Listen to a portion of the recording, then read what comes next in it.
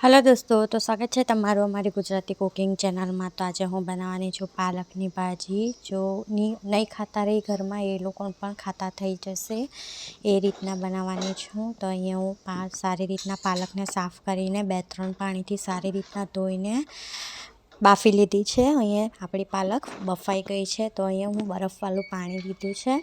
बरफना टुकड़ा 3 થી 4 लीधा है अने पानी में नाखी दीधा है। पानी ठंडू करी लीधुं है अने जेवी बफाई जाए एमांथी काढीने आपणे ठंडू पानी में मिक्स करी लईशुं पालक ने अने अंदर सारी रीतना बोरी लईशुं अने ठंडी करीने तरत मिक्सर में आपणे पीसी लईशुं।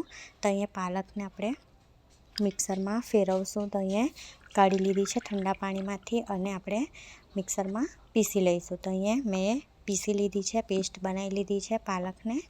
तो जो पेस्ट तैयार है, पानी एड नहीं कर्युं है, डायरेक्ट पीसी लीधी है। तो चाले हवे बनाववानी आपणे तैयारी करीए छे। तो अहीं तेल गरम करी लीधुं है। तेल ने गरम करी पछी अंदर नाख्या है टामेटा 2 देसी टामेटा नाखशो तो शाक बहुत टेस्ट लागशे।